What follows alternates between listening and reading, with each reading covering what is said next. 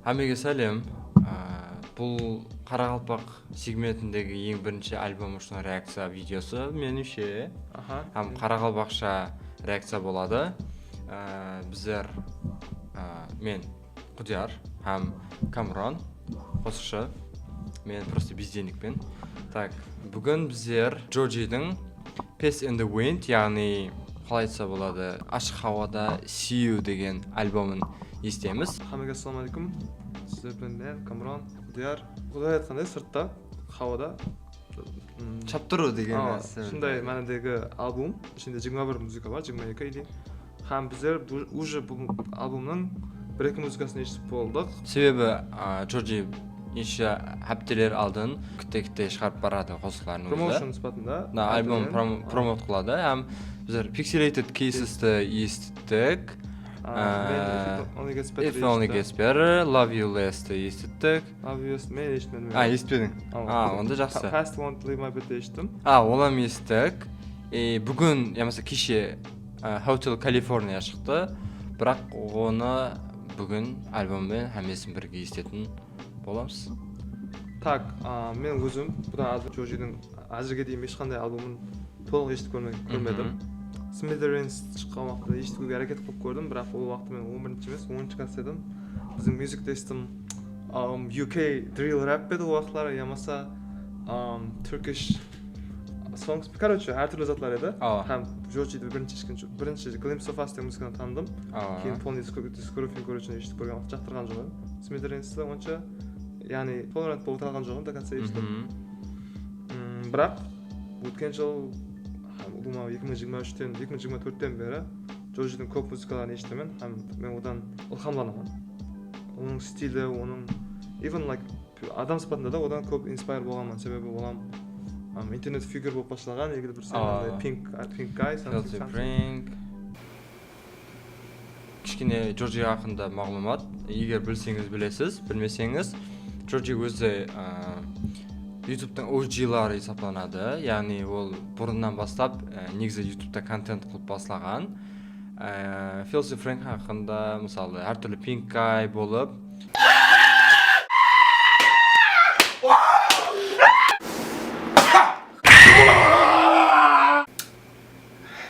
I don't even know anymore. Сондай маскотларменен, персонаждарменен трэш видеолар істейтін еді. Бірақ арасында қосық істеп тұрған, яғни ол уақытта да. Бірақ одан кейін бұл жөнерсті тастап, әзірде профессионал қосықпен шоланады. Яғни уже 3 альбомы бар, яғни бұл Ballads, Nectar, Smithereens. Бұл әзір 4-ші альбомы меніңше, яғни Peace in the Wind. Бүгін естеміз. Меніңше Джоджи 20-30 жасқа жеткен уже. Мен білмедім анығын. Короче, мен азыр өзім 20 жастамын. Өзім ақында айтып кетіппен, бірақ шында да информация беріп кетуім керек. Альбом үстінде шалатпен азыр. Бұл туралы көп зат айтқым деп тұрған жоқ бұл неде, бірақ шында да менің жоқ болып кеткенімнің себебі in some way альбомның үстінде шалатыр едім, һәм елі шалатпан. Құдай қаласа 2026-ның оданнан пик қылу үшін әрекеттемін мен де. Құдай қаласа There will be 16 songs, guys. 16 қошық болады ішінде. Плюс бір бонус трек болады. Һәм менің 20 жастағы бірінші альбомым болады.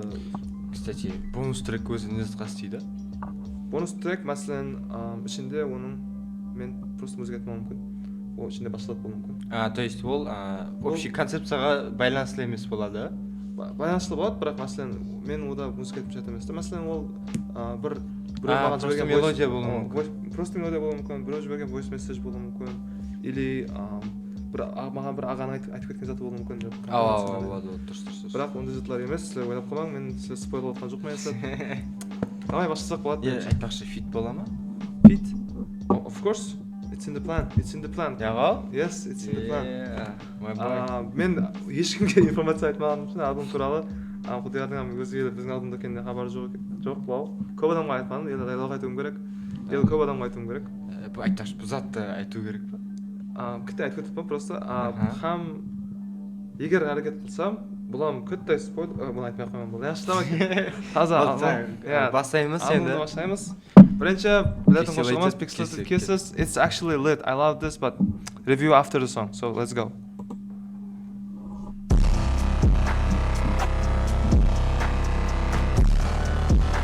Görürsen, dinliyor mu? Tamam.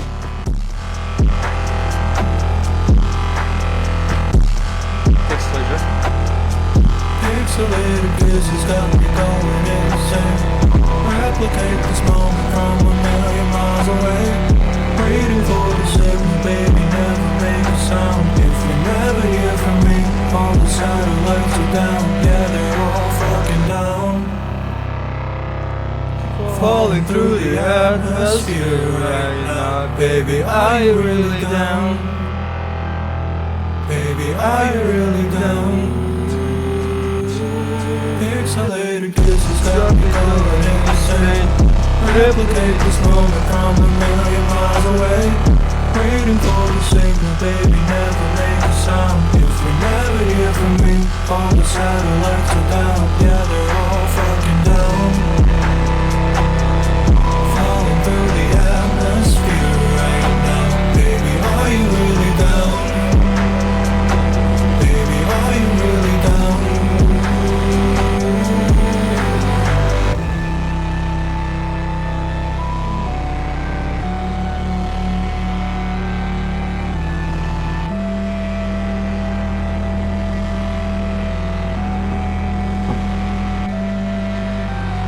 Тай бірінші кавер хақында аз ғана сөйлесек. Өзі ұлыма азыр осы альбомның несі промоуты бойынша осындай қызыл, қара, градиент, хромо кетіп отыр ғой. Өзі Джорджи өзі альбом каверлады постоянно креативность дейді ғой. Любой затты өздігеше қылуға әрекет етеді. Бірақ ұлымалық мәнісі жоқ, яғни мысалы Қандай ұлма, deep, қандай жоқ? Мысалы қандайдыр отсылка, ямаса бір метафор қылып. Да, бір зат түсіндіріп қойған жоқ та. Маған ұнап тұр, себебі өзі қызыл жақсы көремін мен. Мысалы, маған қызыл жағады. И Джорджидің альбомының реакция сипатында мен обойымды өзгерттім. Біздің айфоным қызыл, адамдар просто көрсетамаймын, себебі шуда шутқа. Yeah, I would agree. Соңғы 3 жылықта маған өзіме жақындап жүрген суреттердің біреуі. Бірақ одан әлден ұзақлау едім қызылдан. Album cover маған ұлыма Peace in the Wind деген сөздің вайбын беріп тұрды прям. About the first song, Pixelated Kisses. Мен прямо неге апардым бұны түсінген уақыт. Бірінші ешткенде мен өзім рэп көп естімін, шының үшін рэптің бір стиліндегі trap рэптағы Playboi Carti'дің стиліндегі бит еді мынау. Яғни ақырғы шыққан I Am Music'та мындай маған ұқсаған нелер көп жетеді. Distortion бас бар. Distortion бас бар. Бірақ енді ана артындағы ұлма. Ол өзінікі енді. Ол өзінің, ол, короче, R&B'ді Carti type битті айтқан зат мен зор екенін түсіндім. Мына альбомда, мына музыкадан. Ол ұлма мен кайф ететін зат екен. Мен бірден екі дүниям қосылып кетті. Хам лириксқа келгенде мен анандай түсіндім. It's about андай не туралы. Digital сөйлесетін екі не туралы, екі ақ туралы. Екі отношения, онлайн отношения. Long distance, онлайн отношения туралы. Блин, да, ана типа эмоджилар менен жіберіліп тұрған, иә. Waiting for the signal. Like, мені ел-саған звондамаған болсам, онда әмме сателлитлар өшкен. Офсетке таратпам, бірақ long distance шейт деп ойламаймын.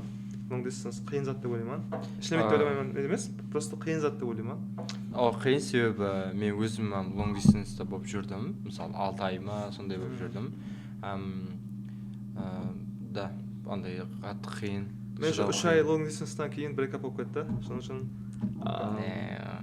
long distance'да жақтырмаймын себебі. Кім адамдарға байланысты әлбетте. Сіздің өзіңізге байланысты. Кімге түсінуге, мысалы сондай ғой отношение деген. Да, бірақ бит crazy. Кайф. Бит вообще. Әмізі музыка кайф. Мен Джорджидан мына музыкасынан кайф еттім өзім. Кейінгісі, по-моему, Cigarette.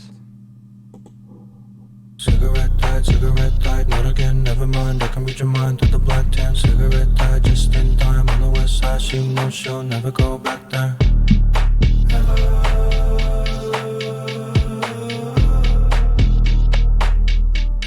Nice beat. cigarette died, not again, never mind. I can read your mind through the black tent. Cigarette died just in time on the west side. She knows she'll never go back there.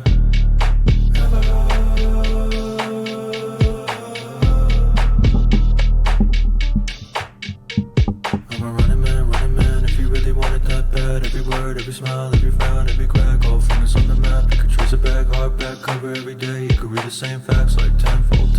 You could read it back like tenfold, but you never see me running back from the end zone. Guess it really ends like that. I'ma never come back, I'ma never come. Cigarette died, not again, never mind. I can read your mind through the black tent. Cigarette died just in time on the west side. She knows she'll never go back there.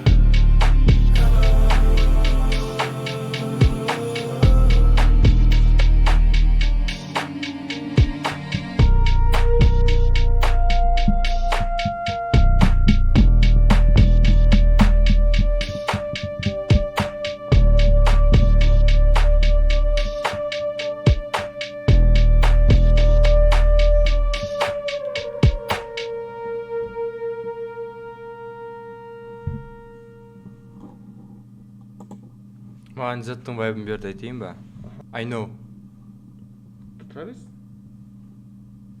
Ішінде білмедім неге екені, бірақ анай Yeah, I kind of know what you mean. Пианино болған жерлері маған I know-дың есін берді. Меніңше dark болды, қандайдар dark музыка. Мәселен мен өзімді қараңғы уақытта көше ситиде жауын жауып жатқанда музыкада естіткандай Сондай сездің ба? Сондай сездім, бірақ андай не емес та ол. Мәселен кеште қараңғы уақытта ситиде жауын жауып жатқан екі түрі бар да. Мәселен біреуінде андай ана кәдімгі bound to falling in love болып жүрсе да андай. Мен андай настроение жоқ, бір андай уже неде картада 20 мың сом қалған деп андай деп андай сондай болып жүрген уақытта сигарет дай деп андай. Һәм текстқа онша арасында айтамын, түсінген жоқпын, не туралы айтып жатқанын. Өзі білеміз ғой, Джорджи бұл modern emo. Yeah, эмоциональный артист, нормально. Һәм андай грусть туралы, sadness. Сондай sadness туралы өзі сондай вайб береді. Һәм Бит туралы айтып жатқан мекіттай. Драм кайф екен. Меніңше бұл Pixelated Cases-тан комплекслау болды меніңше. Complexity ішінде меніңше. Да, меніңше андай продюсинг надо көплеу, жақсылау даже.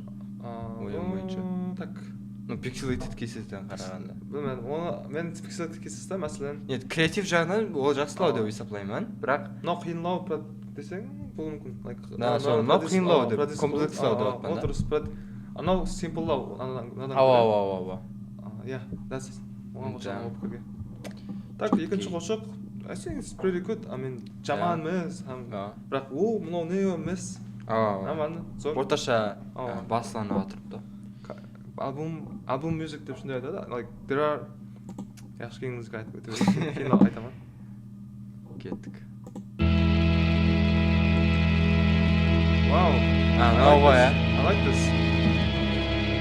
this, whatever this is. Гитарамен жүріп тұрмын. Yeah, chaos.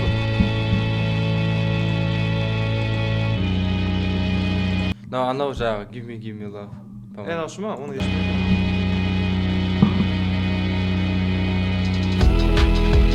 Вау.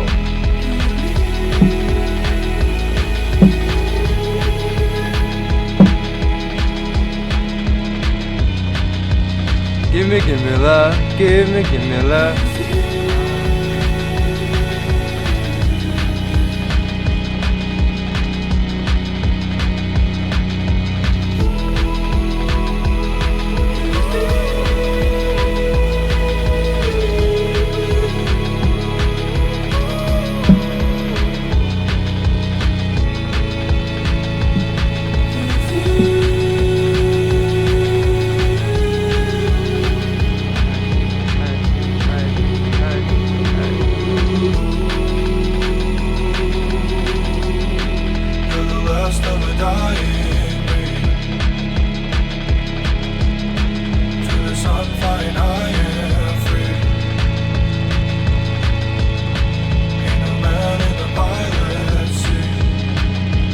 Silence, please.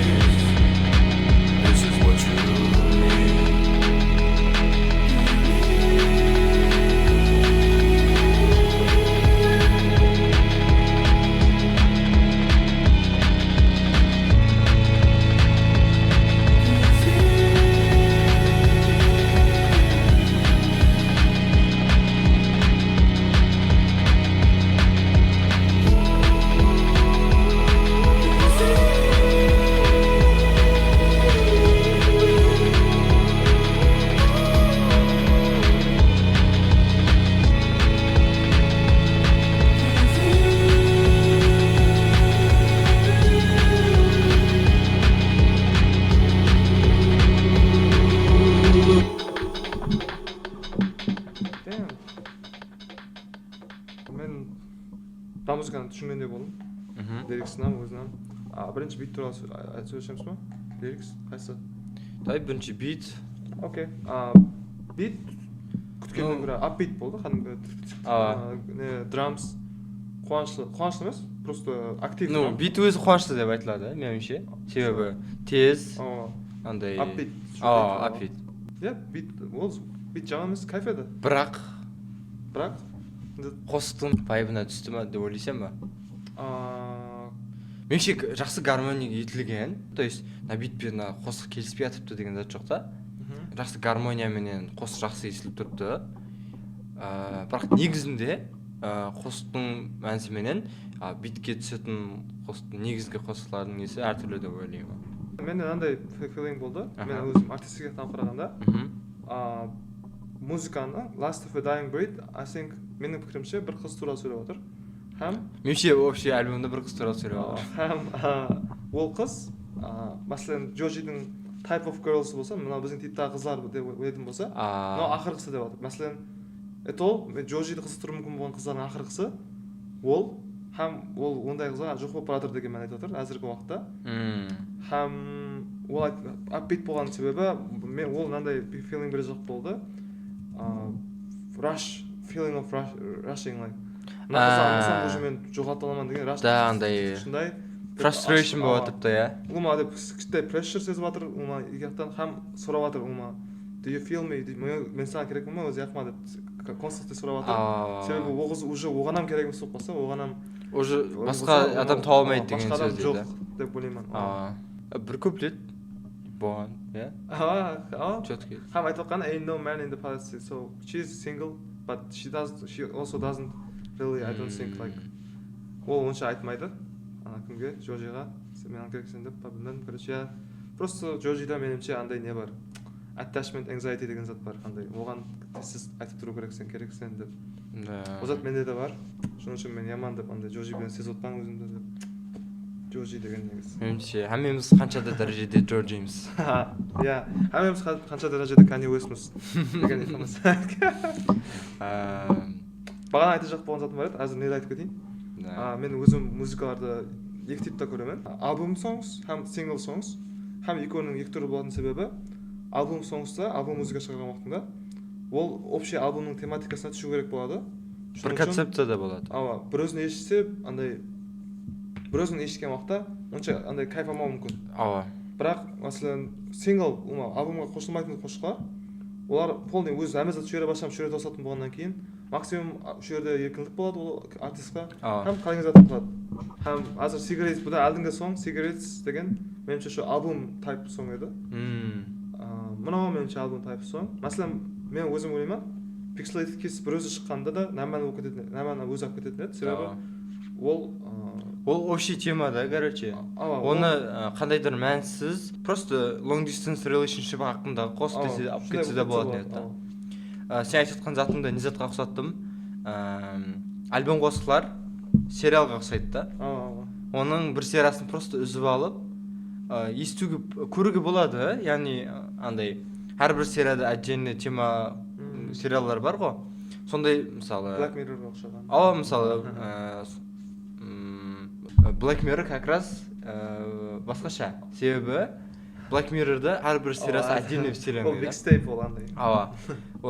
Ал сингл қосықлар болса, бұл фильмлерге ұқсайды. Яғни оларды отдельно бір кеше отырып, арқайын естесіз. И әзете аласыз. Иә, шындай.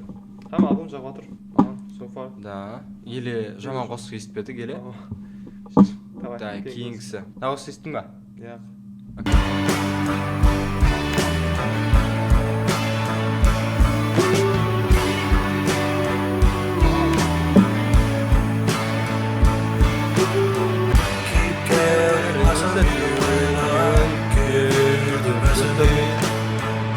Maybe my love is just too much. I'm obsessed. You're not strong. If I love you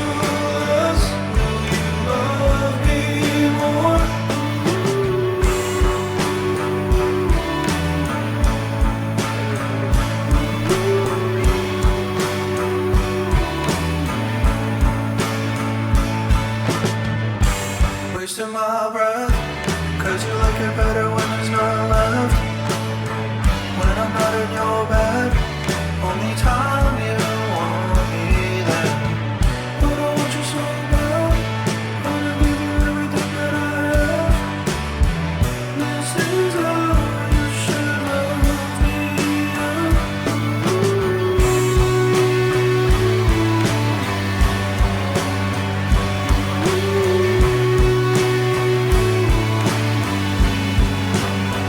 When I'm ready, you're not ready. Trying to carry this love and it's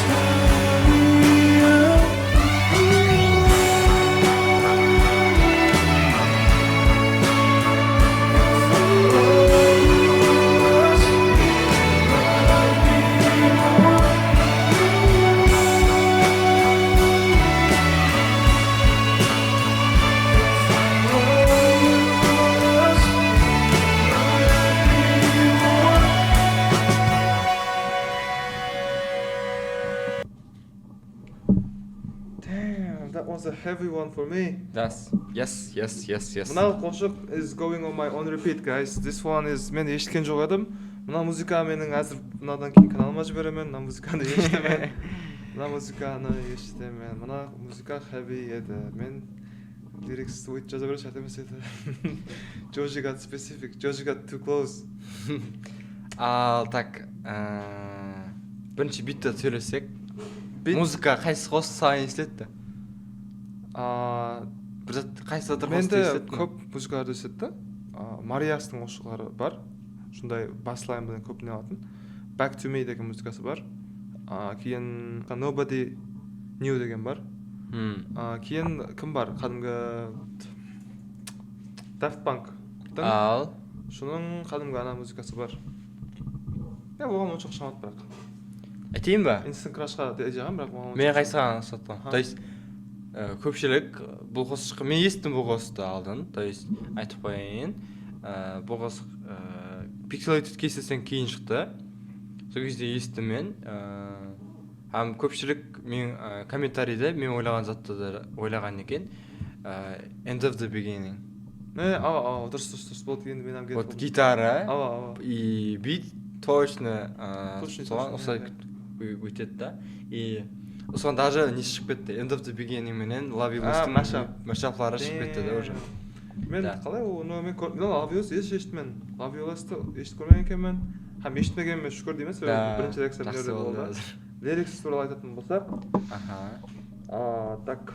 Да меніңше қазір альбомдағы ең жақсы Лирикс болды. Мен үшін альбомдағы ең жақсы лирикс болды. Һәм ең жақсы қосық болды. Да, ең жақсы қосық себебі биті де жақсы, һәм мәнісі де бар. Мен так маған персонал болды. Себебі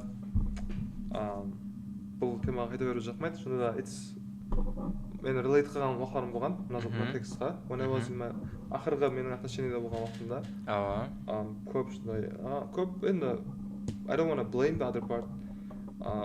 Просто шындай мен өзім яғымнан сезінген уақытларым болған. Өзімді мен шында олыма дым көп кері қот болма, дым көп не қот, nurture қот болма. Неге әмі уақыт мен көп бере беремін. Шызат дым көп болатын еді. Һәм мен мына музыканы шу уақытымнан тауып бергенде бұны мен қазір relate қыла алмаймын өзіме. Себебі мен жақсы отношениедемін деп айта аламын. Да, соның үшін Creep мен Anthem емес дейсің. Короче, бірақ қашанлардыр, яғни маған 9-шы класстарда соғысты естігеніңізде мен қазір жылап отырған болар едім. Соның үшін жақсы қосық һәм көңілге тиерлі. Меніңше альбомдағы ең жақсы қосық қазірше. Так, онда кейінгісі. Мен естім. Сен естің ба? Жоқ.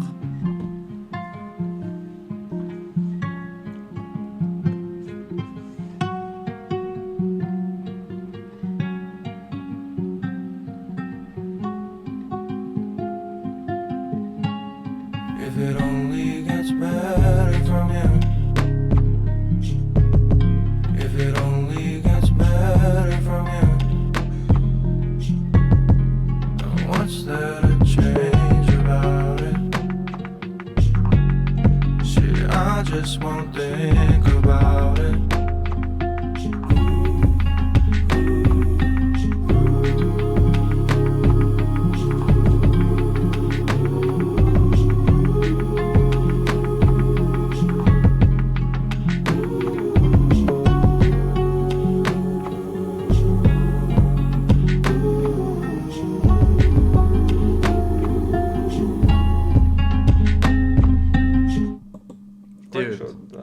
дәл тосылды бірақ.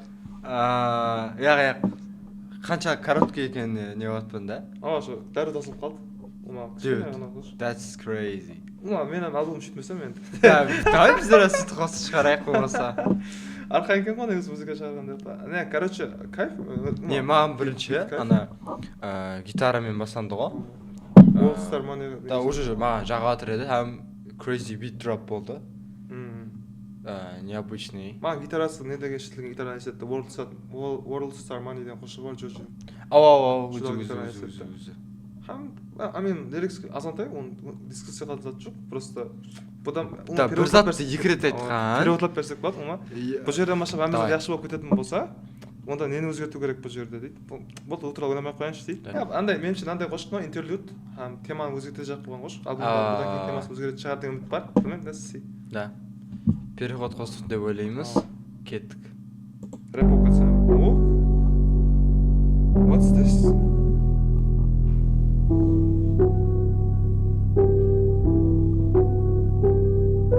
Fill me with your mind, you design, pray that everything aligns. I won't shy away, all we have is time, and you made it look so easy. Can you let me shine when you said that you were mine? All that energy, left it all behind, and I still don't believe it.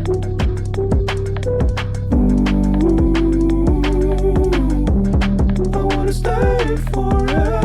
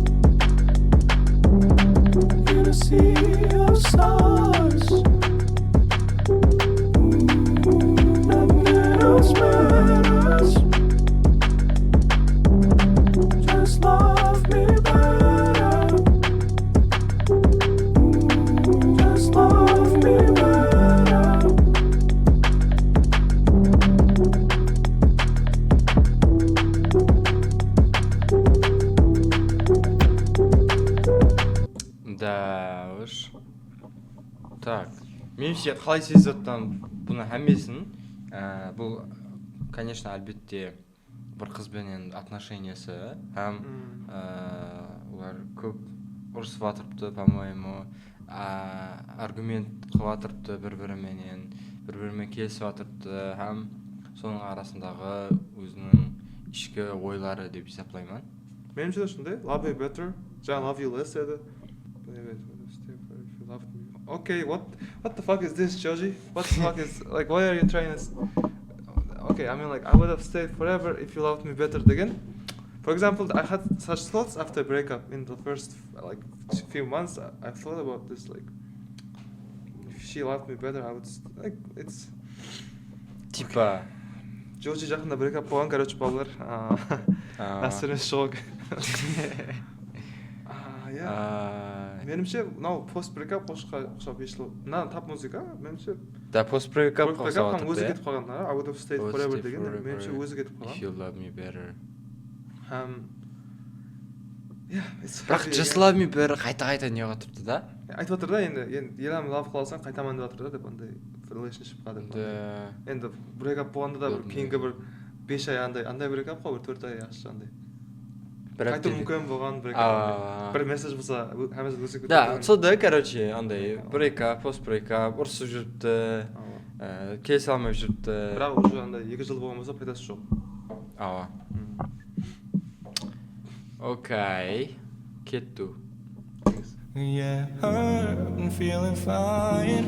Found the sky that you don't live in no more, and her breathing in the night left you behind. Not chasing your ghost no more. Yeah, all the constellations, they no longer hold a piece of you. Now I can finally say that I stopped looking for that piece of you. Finally found another sky. Woo! You're not on my mind like you used to be. Cloudy every other night. Trying to forget all that you were for me. When I fell into you, hesitating, unsure what to do. All the reasons why left you behind.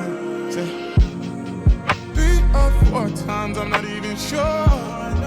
Called it love, how without a back and forth. Rain kept coming down, but I liked your heart. Sky so clear without you in your star.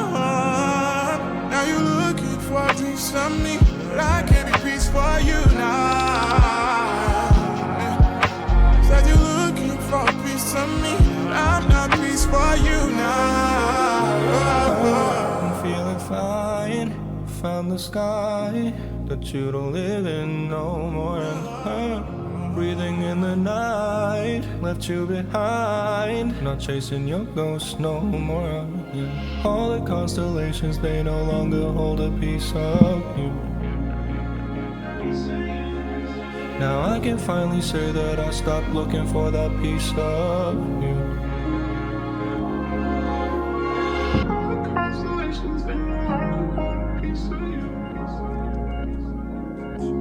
I can finally say that I stopped looking for that piece of you. Dude. First of all, W feature Giveon. Атын анық айта алмаймын, бірақ кайф артист мен маған жағады. Giveon, maybe Giveon, yes. It's post breakup for sure now. Post breakup album емес, музыкалар екен. Album елді пұлы еш болмады, бірақ лириксы масқара. Мен үшін album of pain and doom and despair болып жатыр әзір. Себебі естетіп жатыр көп затларды, бірақ ондайды мен өзім move on болып болғаннан кейін ондайды масқара не болып жатқан жоқ. Да, relate қыла алмайсың. Просто есілеп жатқан андай ондай. Relate қылады ба? Сондай бірақ көп затларға емес. Да, андай тип. Мына музыкаға relate қылама. Себебі уже I'm not looking for peace of mind. Peace of mind. Мен оған іздеп жатқан жоқпын уже. No chasing your ghost again. That's right. I'm not chasing your ghosts again. Yeah. Why am I guessing that you're watching right now? I wouldn't. Okay. Now I can finally say that I stopped looking for the piece of you. яғни бұл жерде қалай түсінуге болады? Меніңше одан полный сол whole relationship'тің уақытында қандайдыр нәрсе күткен. Һәм ақыры move on болып болғаннан кейін, яғни оған уже қандайдыр байланыс сезбей жатыпты. Қызға ма? Ава. Менде мынандай ой болды, Табазы сен айтқаннан келді. Relationship'тан кейін мынандай фаза болады. When you таза breakup'тан кейін де жоқпын, breakup'тан мынандай фаза болады. When you're trying to meet with сен таза қыздармен танысып жатқан уақытында, таза отношение болған жоқ уақытта, уже де басқа адаммен сөйлесіп бастайсың ғой. Басқа адамда алдыңғы адамның андай пис нелерін көріп бастайсың деп. Һәм алдыңғы relationship'та болуың ішінде бір нәрсе қалап, шуны іздеп бастайды ана адамдай зат. Glimpse of Us'та да айтады ғой. Мынау Glimpse of Us'тың мынау толық несі криптониты мына музыка. Sometimes I look in her eyes. Короче, мен екеумізді Glimpse of Us көремін деген, мынау уже айтып жатыр. Уже ол екеумізді Glimpse маған керек емес деп жатыр. Уже мен piece of you сені іздеп жатқан жоқпын басқа адамдардан. Уже мен уже сені ұмыттым деген андай. Уже басқа адамдар сыпатында қабыл етемін деген. Glimpse of Us'та теріс еді андай. Уже бір қызбен отырған әзір. Отырыппыз бірге, бірақ шында да ол қыз перфект болса да мен екеумізді ести беремін деген еді. Damn, yeah, nice one. Бит кайф, мен ешқандай бит қанем жоқ. Да, біріншіден жақсы киев, бит жақсы, несі мәнісі жүді deep айта аламыз. Shout out to Giveon, если дұрыс айтқан болсақ, жақсы вокалный болды. Меніңше басы, андай слишком анайтып басанды, по-моему, сразу басылып кетті ғой. Құласы, так бізде сетап өзгерді шамалы, мен чапкымды киіп алдым. Күн суытты, мен қолғам шештім. Логика дұрыс келмей О, No, I'm very excited for this song. Thought of you make my heart beat fast. Too soon and I'm way too touched. You're the best that I ever had. This the first time I hope it lasts. Kind of face that you can't unsee. Kind of love that you can't just leave. Fuck me up, cut me up past 3. But I love when it's just for me. She said nice to meet you, nice to know ya. And left me at the Hotel California. Don't know what it means, guess I'm a goner. Lost you in the waves, I'm underwater.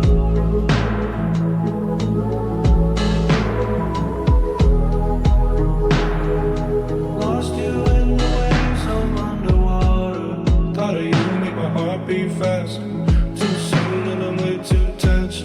You're the best that I ever had. This the first time I hope it lasts. Just when I think she's right where I want her, there she goes like a wave to the water. And she said nice to meet you, nice to know ya. And left me at the Hotel California. Don't know what it means, guess I'm a goner. Lost you in the waves, I'm underwater.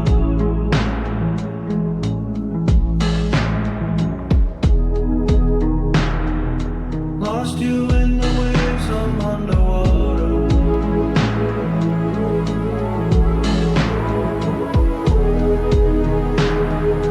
Lost you in the waves, I'm underwater. okay. Yeah, I was like, So this song was far. interesting. At first, лириксқа қарап, мен отырып қалып, көшіп отырып, мен уже ойладым, бұл happy қосып қалады, о, Джоджи қысталыпты ғой таза, yes деп отырмын. Кейін дал қылды. Кейін уже андай ол қыз ондай емес екен, тастап кеткен оны. Так бұл басқа қыз бұл уже? Уже басқа қыз оған меніңше бұл. Білмедім енді жаңа ананы уже анаған let go болды. Либо. Piece of you да бля ана қызды уже let go деп ойлаймын, уже бұл қойып ұмытты деп ойлаймын. Таза қыз, я болмаса қызлар деп айтсақ болады, көріп жатыр, трай қылып, һәм олардың ешқайсысы тұрақлы емес, андай бәрібір бір поинтта, андай nice to meet you, зор бала екенсің, просто Вот, аман сау сөйлесеміз да айтып. френдзонада емес, ама короче, шындай болған түрде Да. музыкада. Бит андай екен. Андай chill. Да. Һәм маған жақты. Мен өзім Hotel California дегенде уже Hotel California музыка есіме келіп, шыны ішіткен шығар деп ойлаймын битін, бірақ. Bu yerде Hotel California тек бір жерінде бар, һәм бұл қосына асыл болған. Меніңше басқа Hotel California мен ешқандай байланысы жоқ. Алдыңғы қиын қашқа айтамыз. Да, маған ұнады. Кайф қошық Hotel California. Yes. Дәлсі батқан. Тармак.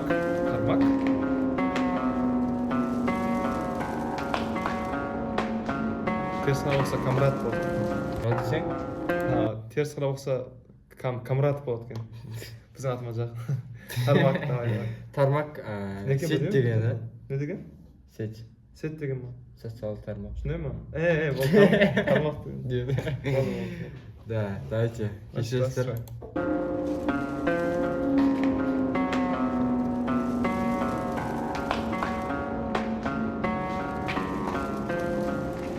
I was on the tarmac, pushing feelings way back. I keep waiting to not care. I was on the tarmac, trying to find my way back. Won't you take me there? I was on the tarmac, pushing feelings way back. I keep waiting to not care. I was on the tarmac, trying to find my way back. Won't you take me there? Someone said I used to be a lab rat. I was on the tarmac, pushing feelings way back, pretending it don't hurt.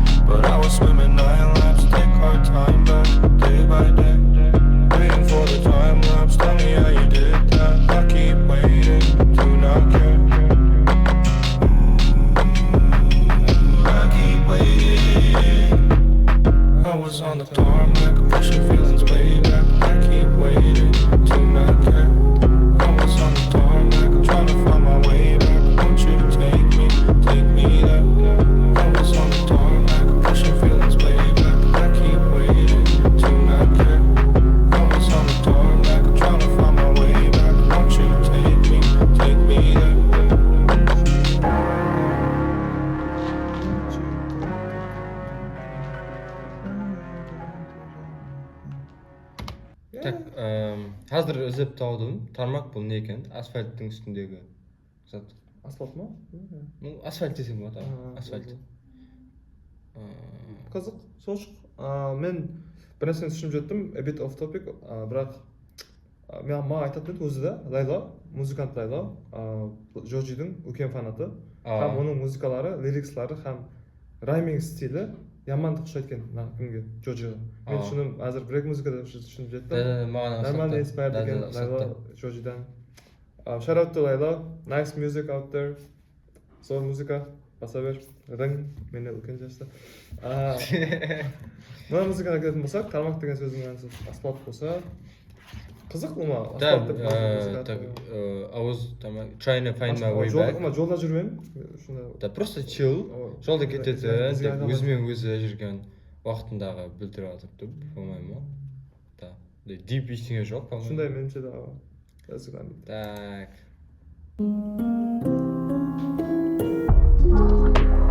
Something about you I cannot pretend. I cannot pretend. Something about you can't get out my head. Can't get out my head. And if you do come back, may your forehead touch the ground again and again, and surely even then, ain't no room for friends, and you know this to the end, to the end.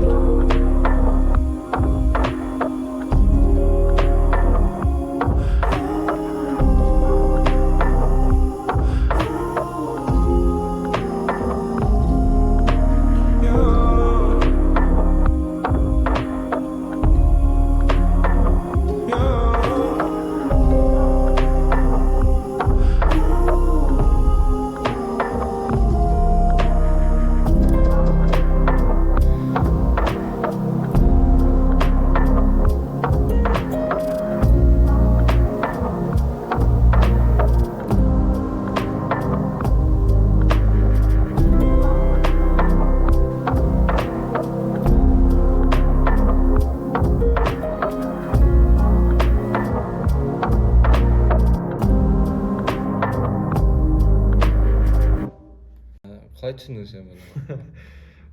Итеремін деген да? Маңайың жегет етеді дейді. Или жылайсың деген да? Дайдың өлінде.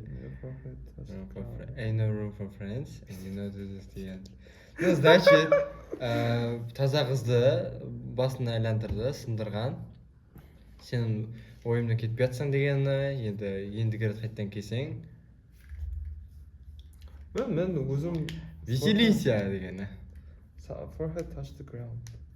Маңайың өзі жеге қандай уақыт еді? Оңа... Мен өзім білетін екі жерде теді, бір praying қылғанда, in Islam. Екіншісі, шо, андай, файтта таяқ жеп қылсаң тиюі мүмкін, андай, шығып түсең тиюі мүмкін. Бірақ... Я болса білмей қалып, кетіп қалған кезде. Мен енді violent деп ойламаймыз, Джоджиді, андай жақсы болады ойлаймыз. Something about I cannot pretend. Ома нервға тиіп кеткен болса да, оны әстең айтып жатыр емес қандай. Бір зор-зор айтып айтып берді, бір күн беріп қандай күнде. Айтпа. No, ain't no room for friends дегеннен кейін. Ома ешкім, ол айтқан жоқ екен. Болады? Да, Кейін қошқа өтсек болмайды. Бит чил, мен қайттан айтқаным, Растан айтамын, бұл рекламай бастады емес. Растан бұдан биті маған Лайланың битлерін есетті. Ақыры бір албомдағы Special деген музыкасы бар, Specially деген. Кейін Family Trauma бар, солардың битін есетті маған. Мына жері бар ғой? Тың деген жері маған соны есетті. Гитара бар. Мына жері не? Осы жері. Осы жері Джорджидің қайсы бір қосығында бар да? Бұрынғы ма? Топ осындай жері. Дын деп кетеді да? Менше сол нелерде еді, балладстам еді сондай еді. Ге адыспаған болсам. So yeah, it's pretty nice. I like it, I love it. Next. Мына музыканы ешіттім мен. Да. Осы естік біздер уже. Қайта ешкі. This room could be haunted, a vision to the blind. Wishing sleep held me in her arms forever. Shadows dance around, perfectly blurring up the lines. Hallucinations start to intertwine. I open my eyes.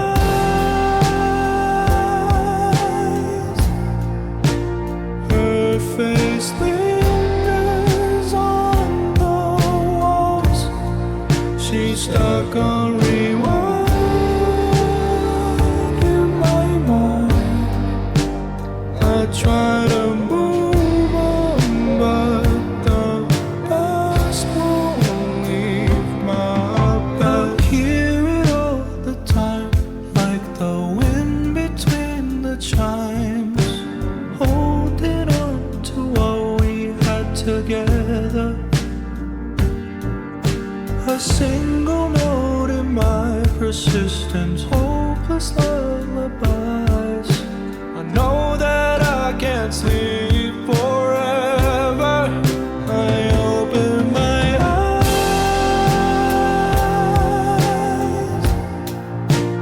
Her face lingers on the walls. She's stuck on rewind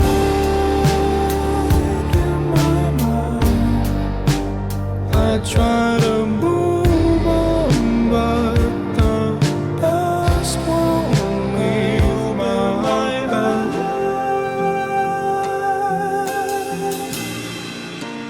Her face lingers on the walls. She's stuck on rewind in my mind. I try to move on, but the past won't leave my bed. Бағана нені қайтып алдым мен. Меніңше move on болмаған еді. Джоджи бағана бірінші қыздан. Да, вот мен сол айта жақ болған затым. Есігін Қатты Калифорнияда. То есть, ол қызды көрген ол. И ол қыз оны танымағандай болып өтіп кеткен да. Онда ол ома. Либо хотя болуы мүмкін айтып жатқан затым. Либо сенге дұрыс болуы мүмкін. Ома, короче, ешбір move on бола алмайтын балай. Писафияда мен уже мынау move on соңғы деп ойлаймын да, естіп қоймай.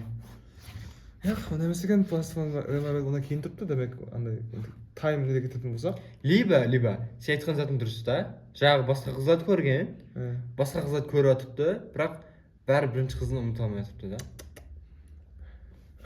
Так, it's touching too close again. Маған себебі бір уақыттары шындай нелер болады, моментлер өмірінде біздің. Ал. In which мына жерін английский айтамын. Давай. So pretty much there is sometimes in my life where I look back again. It's mostly when I'm too depressed or like I'm too self-reflective. I go back to my memories and just look for some stuff that I've found valuable because both highest and lowest moments of my life were in my first relationship. Of course, there were like other happy moments in my life. But if I have to, like, if I'm on a gunpoint and I have to tell the truth that when were you happy the most or when you were the sad the most, it was both in the same relationship. So yeah, let's go.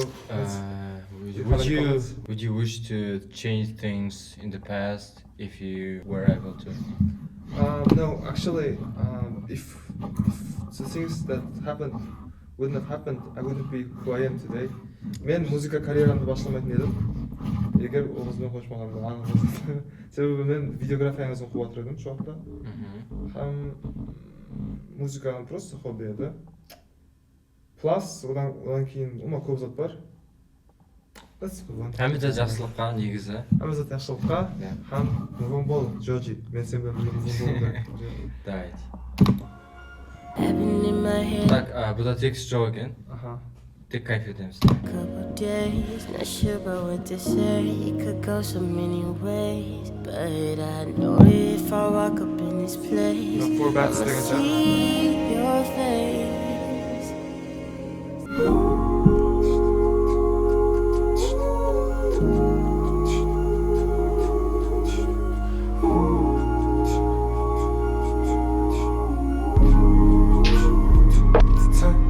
I know this beat was coming.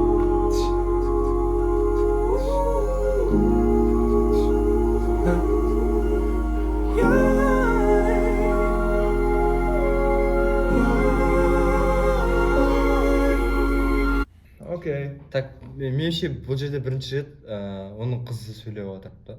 Four bats ма? Да. Ну, four bets тек қыз болып сөйлеп Оны отырып деп түсіндім, ойлаймын.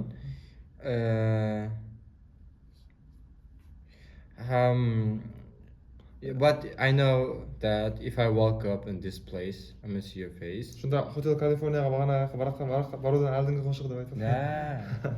Біздер бұлардың таймлайны келісіп жатыр да. Мен екі неден қарай аламын. Мәселен, Джорджия ештеңе айтпаған меніңше. Four bats Джорджия болуы мүмкін деп ойлаймын, себебі негізі ол мүмкін емес. Таймлайн дұрыс келмеді, просто мен қайтадан өзімнің темаларыма кетіп бара жатырмын. Просто this is very usual thing after breakup. Not very usual thing. It's casual thing.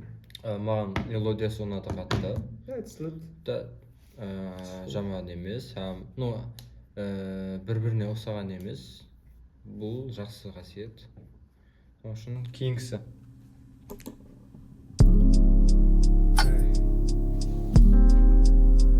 Can't see shit in the club.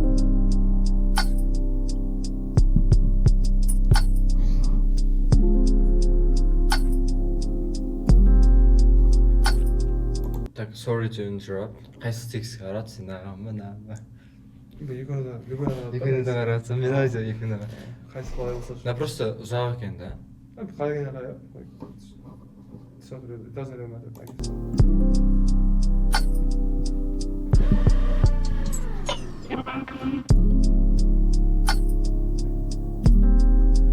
It's so damn hard to see. It's so damn hard to see in here.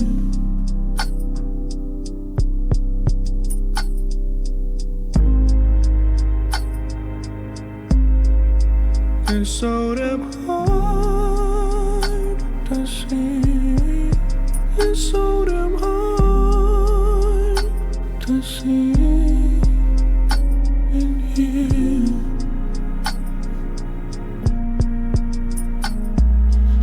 Sometimes I could feel it right here in my chest. Thought I saw you just now, but I'll take it back. If you could see me right now, you might want it more. Swear to God, this could be forever if you say it back. It's a little too dark in the spot. I ain't try to talk about a lot. Sometimes I pretend that I forgot, but every time I close my eyes, I keep thinking. I've been thinking and thinking.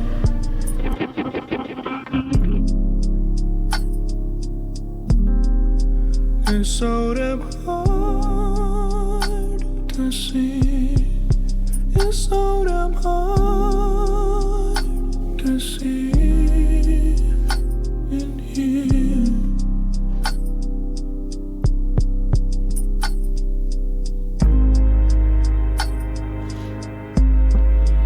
It's so damn hard to see. It's so damn hard to see in here.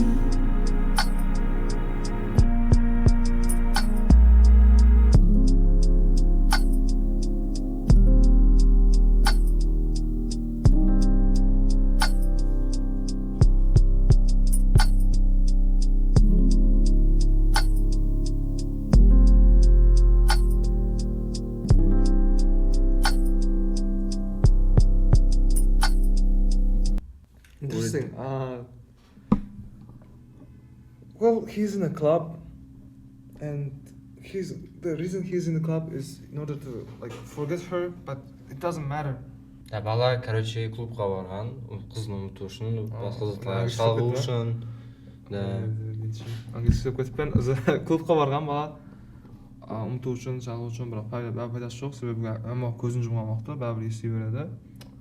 Һәм думаю, короче, есет көре алмай жатыр, былайынша ішсе, клубта да. Ол Һәм сол зат оны есетуге мәжбүр ете отырыпты.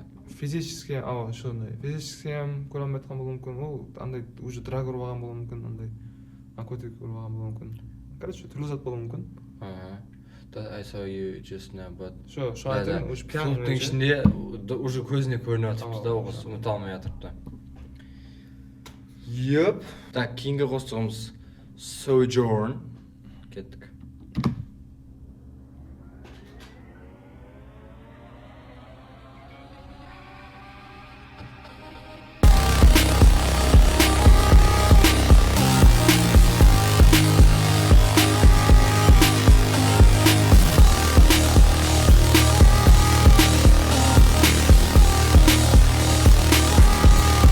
It's almost magic. Lost in translation. Moving mountains. You and I. Caught in the middle. Like in the 2000s. We were dancing. You and I. Can you love a little longer? It's a little stronger. Giving into my own lies. Even for the moment, all the right components. Handle me with care in this life. I am a fool, lost and delirious. Time won't undo, but it's not that serious. Sooner or later, don't we give in to it? Maybe it's true. Things were just giving up. Can you love a little longer? It's a little stronger. Giving into my own lies. Even for the moment, all the right components. Handle me with care in this life. Maybe nothing lasts forever. And death is so much greater. Knowing we were sharing this time. We'll find each other later and see it through together. We can live it out again twice.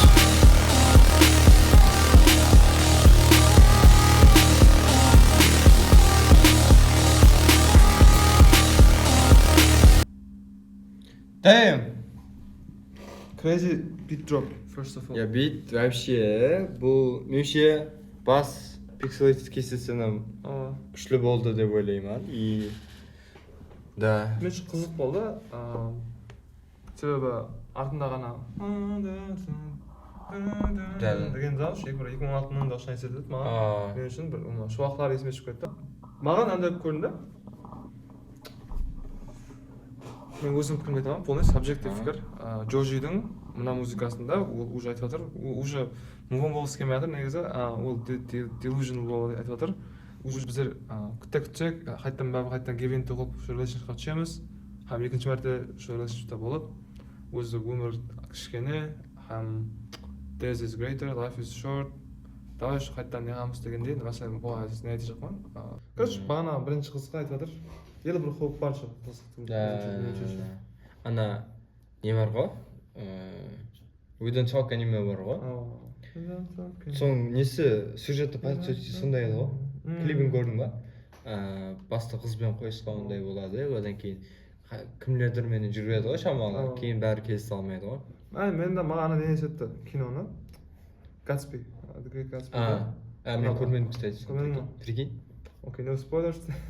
Бірақ қызық кино. Шыда егер көргендер болса, Gatsby'ға ұқсап айтатын музыканы қазір. Вау! Kayıttan.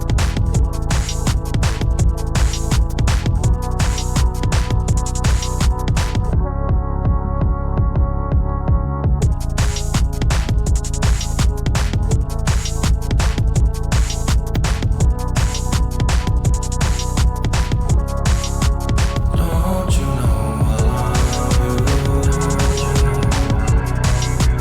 Don't you know I love you? Don't you know I love you? Don't you know I love you?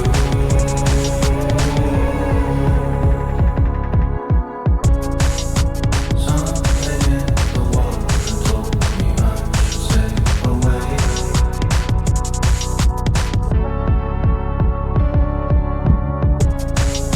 Shining in the rough, it is something to separate all the ways. Caught up in the trap, the world was in the back. If you were only just a scrap, I wouldn't be looking back. You know. When I've been there, the world is only mad. The time is moving fast, and it won't be in a trance for long. Don't you know I love you? Don't you know I love you? Don't you know I love you? Don't you know I love you?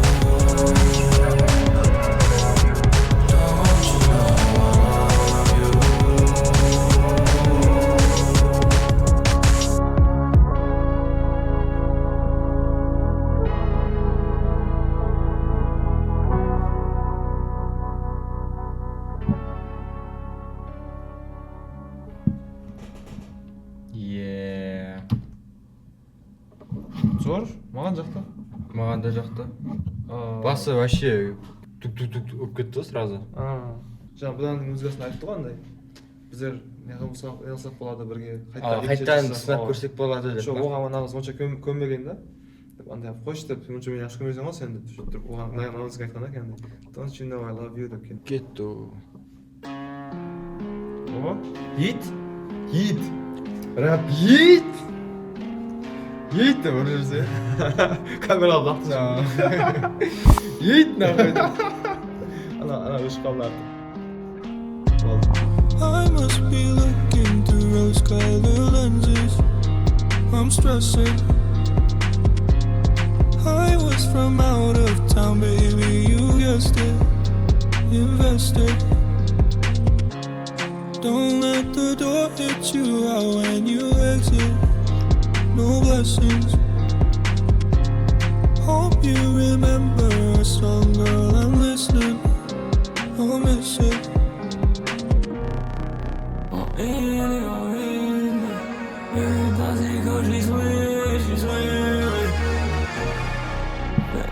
To begin it, I'm starting to feel like it's never gonna finish. She know we can join it, we can. She know I can fuck her one time. She know she don't wanna lose, but she don't. Yeah, she gon' gamble on casino. I might be drunk, I might be off the edge. Yeah, get you off the swivel, got you off the ledge. I don't wanna waste time, bitch, I don't wanna text. 'Cause you know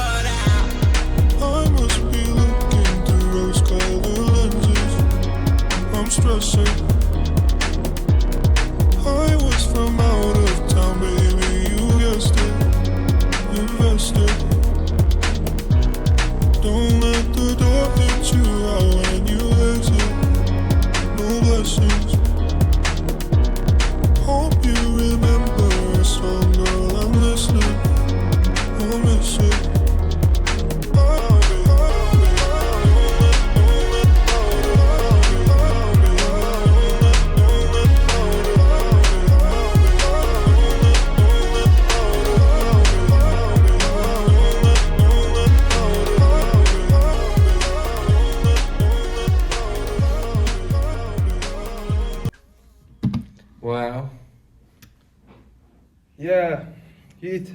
Короче, Ит bilan Joji bir naman jo'rab olmadim negiz. Qayim bir kunda ko'rishib. Fixed Kiss qada remix chiqarib edi, degizgan muzik.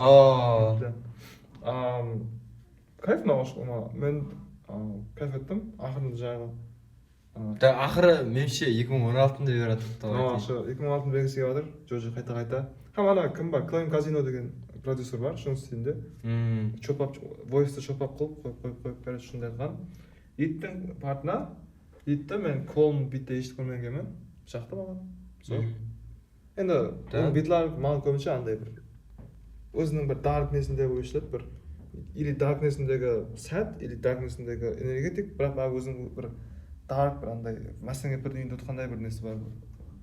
Мага мен үчүн vibe бар биттин. Бирок нерде бир андай массаңа бир эмес, уже бир андай бир гүлдердин арасында отуруп бит музыка аткандай бир сездим. Да, мен бул косукта кашан кофетип эсткен болар едим. Менимче жазда кичте айланып жүрген убакытта эсткен кофетип. Жаза ошо. Хам не Ит тууралуу ките айта жакмы? Ит мен үчүн онун favorite album Afterlife деген albumун чыккан күнү эшиттим. Ошол убакта 2023 или 23 менимче февралында чыкты. Биздин туулган күнүмө дем жакын чыкты. Менимче 24-ндө чыкты, bir күн алдын. Көрмөсүзлерге не болуп кеттим мен. Хинт биздин туулган качан. Короче, 25. Ит баган Ит мен үчүн биринчи SD Kid. Бул кандай мэнде? Дару популяр болгон, хам өзүнүн башкачалык стили бар. Хам экөө мындай башта фейсин көрсөтмөй чыкты, Ит кийин фейсин көрсөтүп баштады. SD-ге көрсөткөн жок. Все, пойдем баштайбыз. Эжиге Тимоти Шаламет эмес ба? Шундай да ойлобек, бирок өзү музыка айтып чыкты, Тимоти Шаламет. Бул Бэтмен менен Брюс Уэйн баска айтты.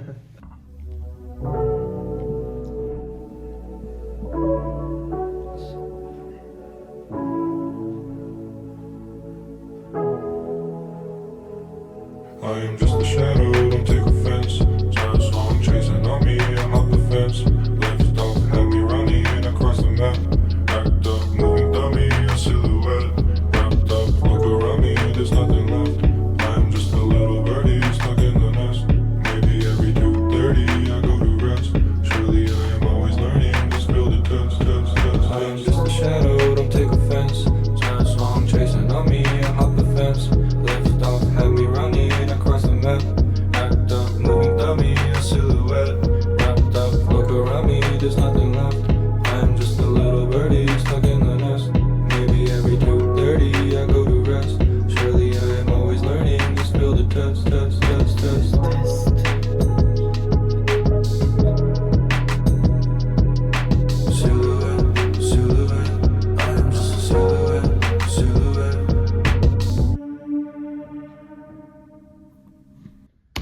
Маған заттың вайбын берген айтайын ба? Hummingbird. Дұрыс. Джеймс Блейктің даусына өзі қышаңқырап айтты. Мен Сен қайран қалдың ба сонда? Не, аз айтамын оны. Мынандай музыка ке, мен кешегіде финалдан құлағана естідім музыка. Final examine, like failed the test, күнде 2 айға дейін ұйықтамай, андай. Негіз Joji екеуміз андай. Да, андай прям I'm failed the test дейді. Number 3 қиын пән бірақ. Короче, дауысы бірінші ірі болғаны. Fuck number theory.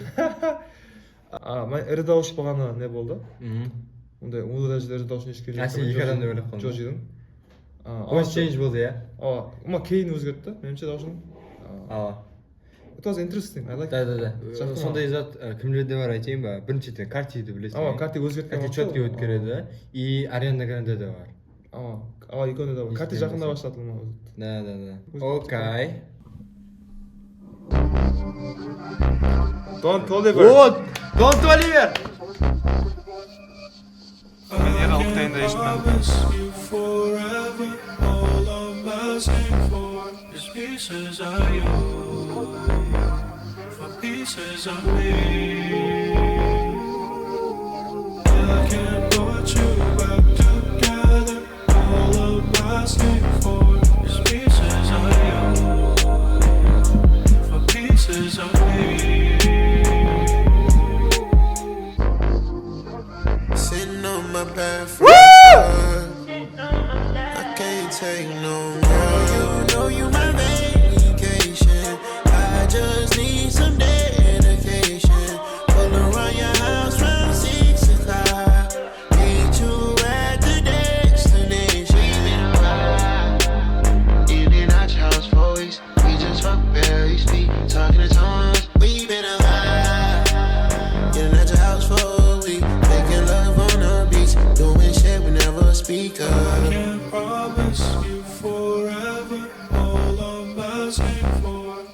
pieces of you,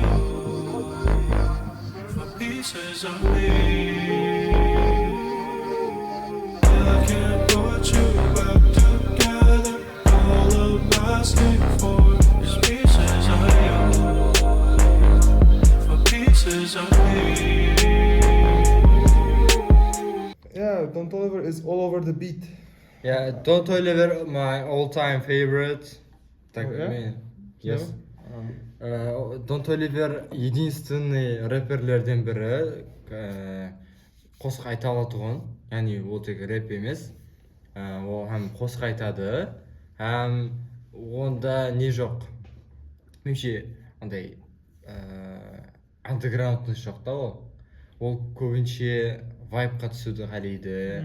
Не, Hearthstone не шықты ғой, альбом тек там әмесі рокерский да, прям ол андай немес та, ақша, наркотик, ондай емес, андай не да, байкер, сондай бунтарский вайбы бар да оның не. И мен Don't Oliverден еш жаман қосық естіпедім.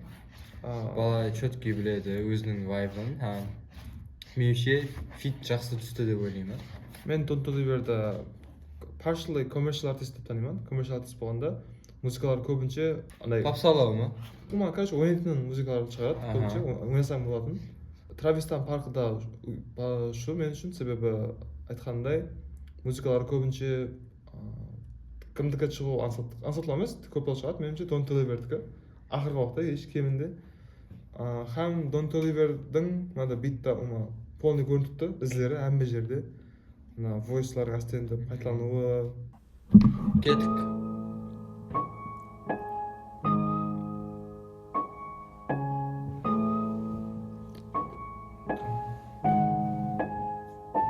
Do or die, I forgive, but I still remember.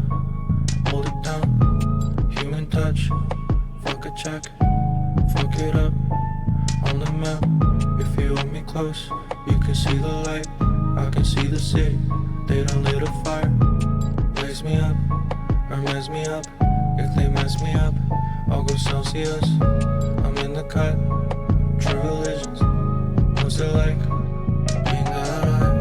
What's it like being that crazy, evil ghost, wasted up, carried on my back, and it's all in the legs, and it's all in the legs, keep it on my shoulder and I feel it every day. They say the water's different but it all tastes the same. They say the water's different but it all tastes the same.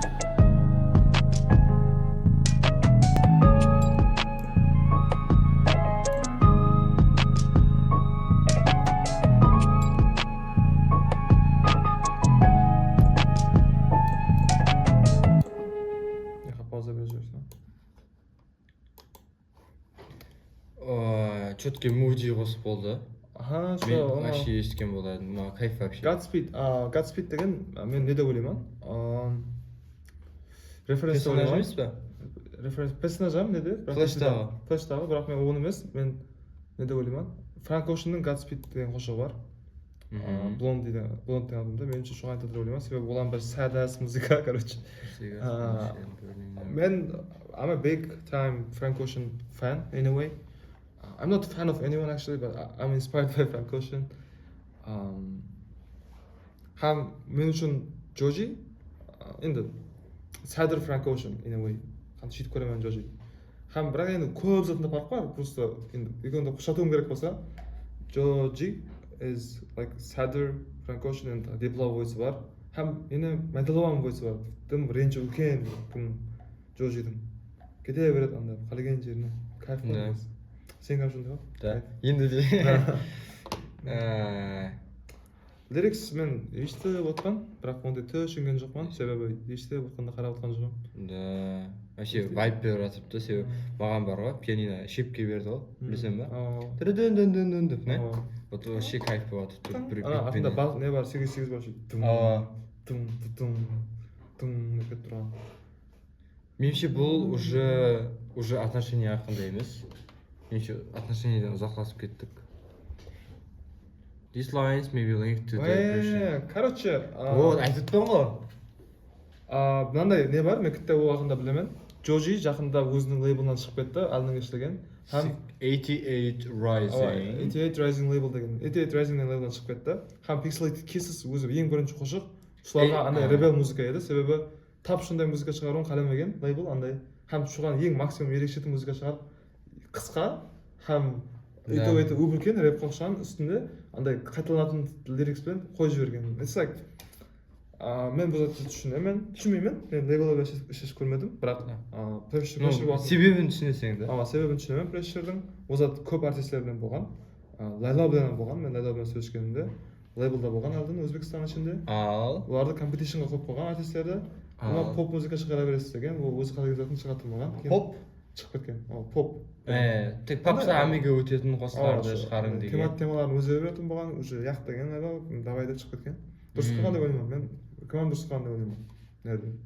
Да, себебі егер артист өзінің ішіндегі көрсете алмаса, қандай артист болып Уже азырғы заманда меніңше лейблдар уже ондай үлкен рөл ойнамайды.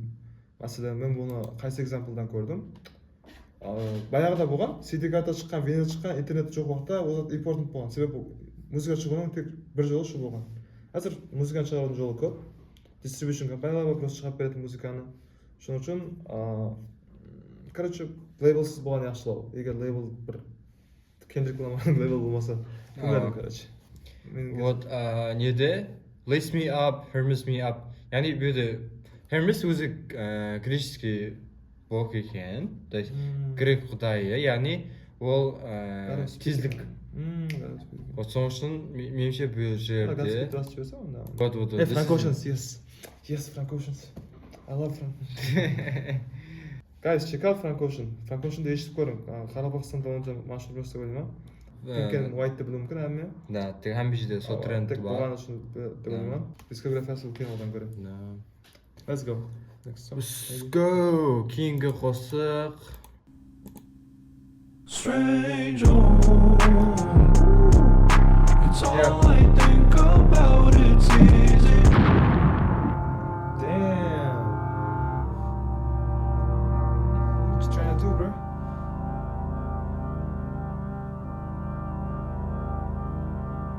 What's happening? Yeah, what's happening here? Strange home. Is this from Stranger Things?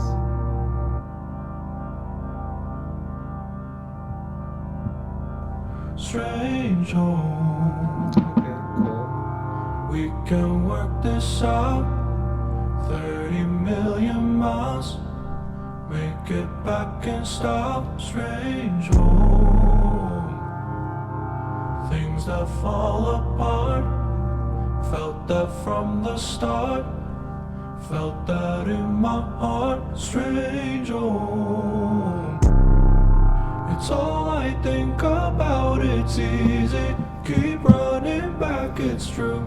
Nothing left inside these shoes.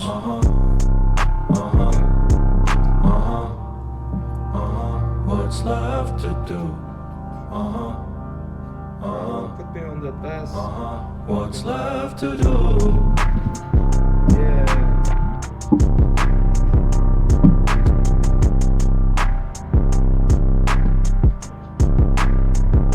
Strange home. It's all I think about. It's easy. Keep running back, it's true. Nothing left inside these shoes.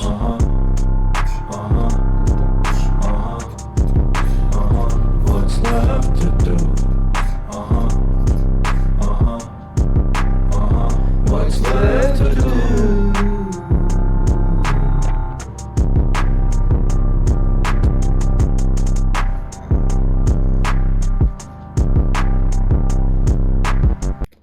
Бір юник зат мен Джоджида сезген.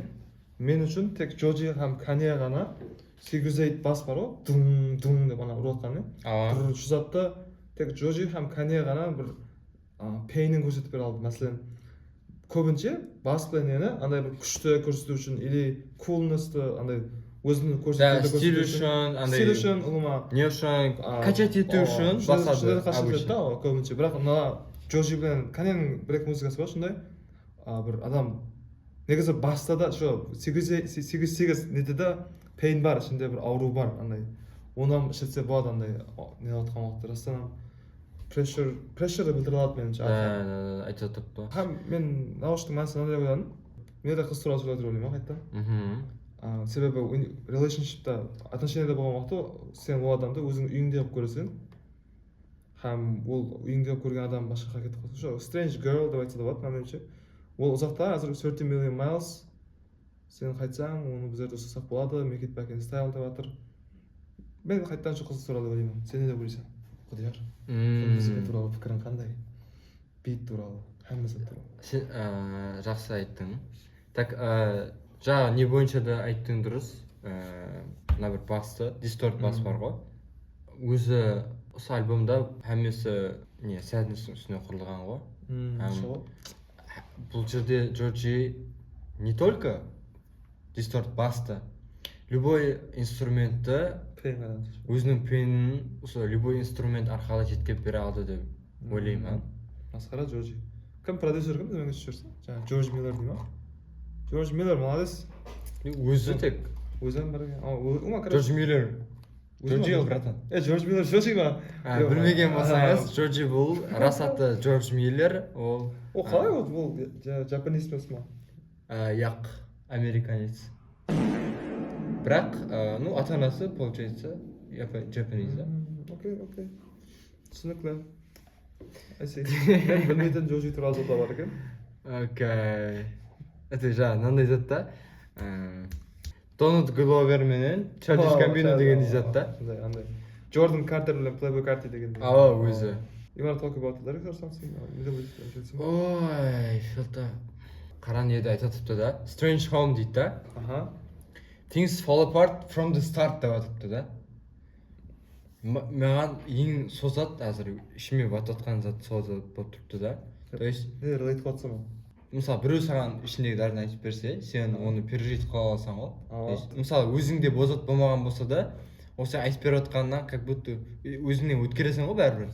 И қазір мен бұл жерде көріп жатқанымдан, мысалы басынан басланғалы бері ол зат жақсы кетуіне сенбеген да.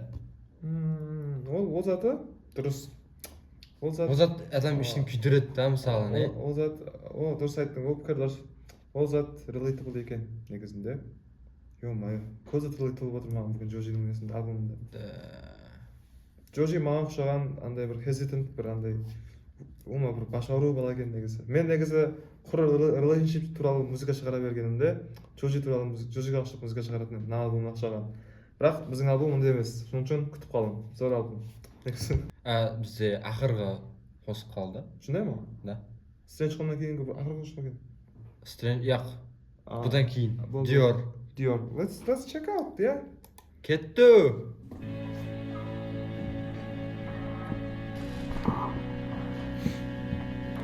Island. Yes.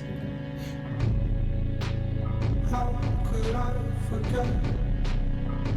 Will I see you again? Will I see you again? Somewhere waiting for the end. Waiting for the end. Bring me shade. I'm yours forever. I'm yours forever. Christian Dior. Destroy the sweater. Destroy the sweater.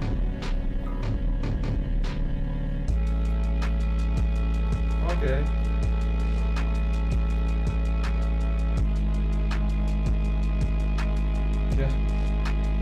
Yeah. Let's try to go. Okay.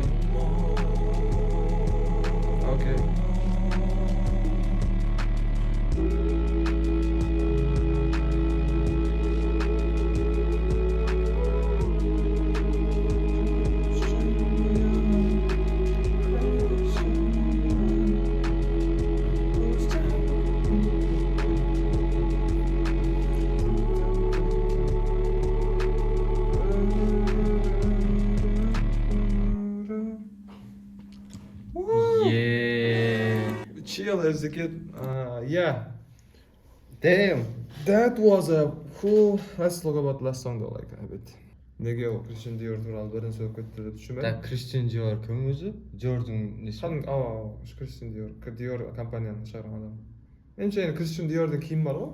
Destroy the Диор киімі бар екен білемін. Şu ана қыз киген ба дедім. Ұмытып неге бір реклама. Christian Dior Destroy the Sweater. Немесе yours forever. Бір қызға айтады. Ма бір Dior есеп қойғанда бір өтіне киімді меніңше. Худи киіп жүретін болған шығар сондай. Свитер киіп жүретін болған сондай. Мен мына музыканы не деп ойлаймын? Ана жаңағы қыз білемін. Мына Жожидің ортасындағы өздері білетін бір. Да, внутряк бір зат та, короче. Сонда деп ойлаймын. Ешкім түсінбейді да оны. Тек өздері білетін зат деп ойлаймын. Бірақ, I mean, it was a nice beat. Мен маған бит жақты. Маған да. Меніңше альбомда ешқайсы бит елі disappoint қылған жоқ. Маған әмме бит жақты рас.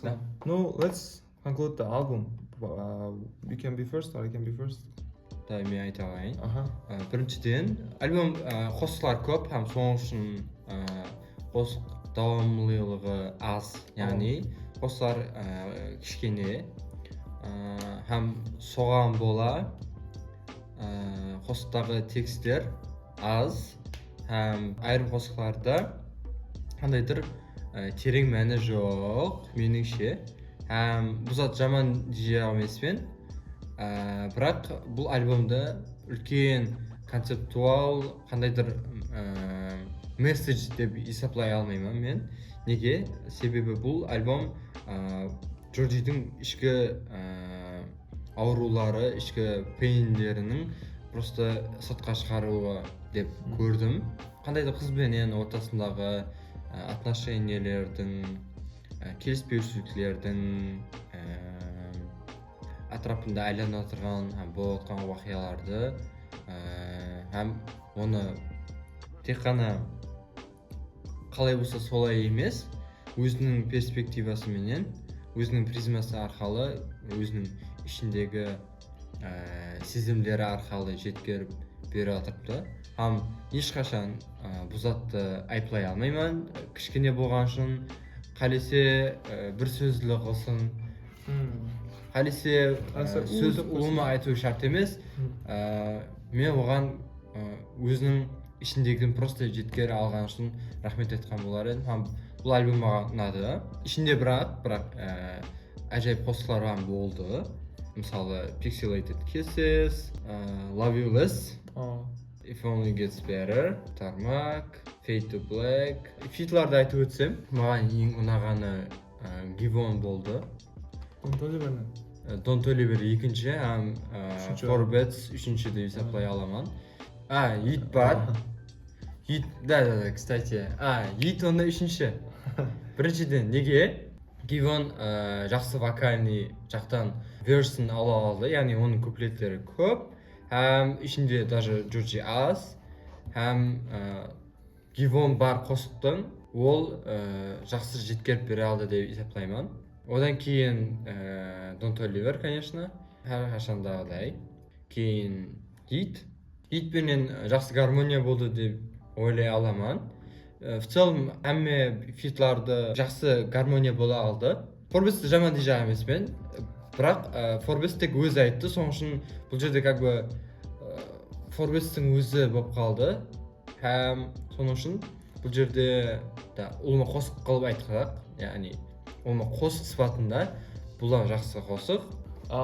Короче, мен альбомның концепті Piss in the Wind, аты Piss in the Wind болған үшін бұл альбомды өзінің атына полный 10 out of 10 алады деп ойлаймын. Концепцияның өзі мәнісі үшін деп отырмыз, себебі енді ұзақтан әкеліп па, машинада Piss in the Wind шамал болып тұрғанда шаптыру деген. Һәм шаптырғанда сен нені стримді шығып тұрған затты контрол қыла алмайсың, шашылып кетеді ар жаққа. Һәм музыкаларың үшін деп тұрды, неде анық бір мен хронология көрмедім. Хамасы әр жерден келгендей болды. Һәм ол андай отырып мына структурасын деп түзіп шыққан деп ондай көрініп тұрған жоқ. Һәм бір қосшылардың аздау көптау болғаннан себебі аты Piss in the Wind болғаннан кейін деп ойлаймын. Себебі мәселен аты бір River in the бір нәрсе деген болса, онда бір серьезно алып бір ушундай алып строкчасын қарау керек деп ойлаймын. Бірақ Piss in the Wind деген аттағы альбомға точный келді. һәм маған жаққан музыкалар, маған Love You Less жақты, мен қазір қайташынан естімеймін оны. Rose Colored маған иттің таза аяғын ашып берді. Don't Oliver мен expect қылдым, шындай болды, expect қылғандай болды ол. Forbat's танымайтын едім, мен бит продюсер деп ойладым, продюсер емес екен. Forbat мен ері танымаймын, есімше. Мен оны танымайтын едім, Giveon танимын. Giveon'да Drake'тің Drake музыкасында бар екен. Мен Giveon танымаймын, кстати. На Piece of You жақты маған екіншісі. Piece of You маған special болды, себебі Glimpse of Us'қа жағадым. The Die Killy дегеннің мәнісі, шынымен мәнісін атын Die Killy. Менше бұл аббревиатура. Яғни Do you know I love you. Красава. Nice one. Менше ішінде де бар еді, себебі Do you know that I love you? Don't you know I love you. Болды. Don't you know I love you. Don't you know I love you. Дұрыс. Иә. Менің бірінші естіген толық Джоджи альбомым, һәм мені disappoint қылған жоқ. Ешқайсысы қошық. Битлары зор, вокаллары зор, еш шала болмаған. Мен үшін 10 out of 10. Менің 10 out of 10-ім қымбат емес, андай алу қиын емес. Мен егер артисттің sincere болғанын, өзінің ішіндегі затын көрсетіп бере алғанын көрсем, өзінің кеуіндегі затты көрсетіп отқан болса, һәм музыка айтқан уақытында кейіне түсіп тұрса, андай нота түсіп тұрған болса, нормально, һәм бір мендік концепциясы болса, һәм шыны көрсетіп берсе, ол басқа андай оны неше адам ешті, андай ол затлар қызық емес, себебі ол затлар негізі қызық емес болу керек деп ойлаймын.